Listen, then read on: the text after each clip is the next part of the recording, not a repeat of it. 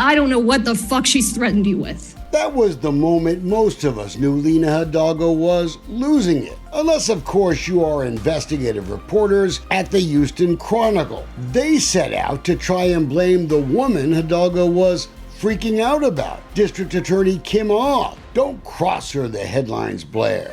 The Chronicle story was nonsense. Sure, Ogg investigated the African art nonsense brought to taxpayers by Commissioner Rodney Ellis, storing 1,000 pieces of some other guy's art for free in a county building you paid to fix up after the art arrived. 3 top staffers to County Judge Lina Hidalgo are now facing indictments. And she busted Lina Hidalgo's employees for allegedly steering a COVID contract. We, the taxpayers, got stuck with nearly $1 million in legal bills. But the Chronicle seems to blame Ogg for that, even though it's her job to investigate public corruption, instead of blaming the 2 public officials whose office shenanigans got us here in the first place. Maybe when Hidalgo comes back, she'll use her newfound mental health to end the historic veil of secrecy she's placed over the spending of your tax money. But we doubt it. Bring it on! Bring it on! It's not just Election Day records that Lina and the downtown crew are hiding from you.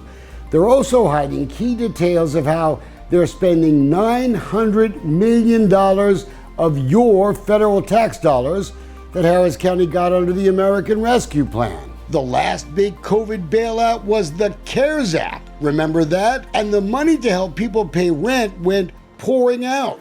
We need to have greater oversight to see where the money has gone. We need to have greater oversight to see if it's been overspent, how to get it back. And a lot of the money went to Baker Ripley. Since the COVID money began flowing, they've been paid $170 million. The Baker Ripley boss, Claudia Aguirre, she got a big pay raise. Her salary up more than 40% since COVID struck. But there were early signs of trouble about how Baker Ripley was spending our money. When Harris County paid a company called Guidehouse to audit the first payments to Baker Ripley for rental assistance, one county official called the results of the audit pathetic. You name it. There were overpayments to landlords, payments for months of rent not even owed. The Harris County auditor reported there were $864,000 in overpayments. Only half had been recovered. Baker Ripley didn't bother to check 562 times where tenants didn't qualify for help because they already had other government assistance, totaling $531,000, another $500,000. In Fort Bend County, 2 landlords were busted for allegedly filing applications for rental assistance without the tenants even knowing they did it. You'd think that 18 months later, after the news broke about Baker Ripley, that there'd be far greater scrutiny of the way they're spending our tax money. But of course, this is the Hidalgo administration, and you'd be wrong. Since that audit, Baker Ripley has been given another $140 million or so of your money, and a lot of it is for rental assistance. So we asked to see if the county even knew just how many people had been helped by Baker Ripley from all that government money. First the CARES Act, and now the American Rescue Plan. The answer we got from the county was a big number, 18,899 households. But we also asked to see who we helped. We got this Excel spreadsheet. It only showed the size of the household, the date, and the amount paid. The average amount, it turned out, was $4,731. But we noticed some payments that were significantly higher, much higher. Look at this. According to the county's own records, one family of 4 was given $47,700 on September 15th of 2021, just about 2 years ago. So we wanted to know who they were. We asked the county to tell us the top 10 families and where they live. The county said no, claiming the names were confidential because they were disaster aid recipients. They asked the Attorney General if they could keep it a secret last June. I don't mind helping people who need some emergency relief, but I do believe that if my money's being used, I have a right to know exactly where it went. By the way, I'm not so sure I trust those Baker Ripley folks.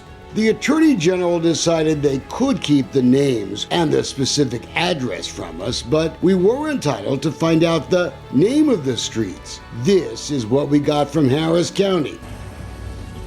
And that's why we came here. This is Augusta Creek Court in Spring, northwest Harris County. It's just 2 short blocks long. We can't tell you in which house this lucky family of 4 lives, but we can tell you the homes on Augusta Creek aren't exactly affordable. According to HCAD, they range between the low 400s and more than $600,000. That's weird. These renters, whoever they are, must be getting quite the deal, because under the American Rescue Plan, only people making 80% of the area median income are even eligible for assistance. That means the household can't make more than $60,000 a year before taxes. Someone on Arcadia Bend Lane got lucky too. $40,800 last November in rental assistance. And there was some lucky recipient of $38,625 we found on Cross Falls Lane. But we couldn't be the only people that noticed this, right? I would like to think these folks did. Opposed, motion carries unanimously. What's your beyond? Find it with us. BCG. Boston Consulting was given a multi-million-dollar contract to oversee compliance with the American Rescue Plan. These are federal dollars we're spending. When I first got started with BCG, I had never negotiated a commercial contract before. We have plenty of local accounting firms here in Houston, but we had to go all the way to Boston to find someone to monitor our money. When you live here and you work here and you've got something, I think, more invested than someone who doesn't. As of July of this year, county vendor records show the company has been paid $12,700,000. That should have brought us a ton of compliance. But when we asked to see the compliance reviews for Baker Ripley, the county, they tried to hide them. The Attorney General said, turn them over, and so far the county attorney hasn't done it. Maybe the AG will make us sue him again, because that's a great use of your tax dollars, don't you think? What's even more frightening is that both the county purchasing agent and the county auditor, they've both been kept in the dark. And that's insane. We're apparently trusting the county administrator, Diana Ramirez, to police herself. Ramirez will be the first woman and the first Latina to hold the position for managing the operations of the 3rd largest county in the nation. It's nice that Commissioner Briones is excited. A woman and an Hispanic, that's a twofer in the search for equity in our county government. But we invite the newest commissioner to be excited instead about some damn accountability, because we're not getting it with this bunch. A fine example is when we oh so politely tried to talk to Ms. Ramirez before a recent Commissioners Court meeting. She had ignored our questions for weeks. Can we talk to you about the rental assistance funding issues? Not right now. We're getting ready to go back to court, so. Can we talk to you right after? I'll get with you later on. Excuse me. Since when are the constables in charge of helping another county official deal with the media? But I digress. Okay, during the lunch break, would that be possible? I'll have to check with staff, but we'll check on it, okay? Okay, we'd just like to talk to you about how you, I don't, I apologize. Okay. We'd just like to talk to you about how you know the ALPRA funds are being spent properly. Thank you. Yeah, All right. appreciate it. So we waited hours just for another chance to chat. Deanna, can we coordinate a time to talk to you? We've been trying to get answers for quite a while.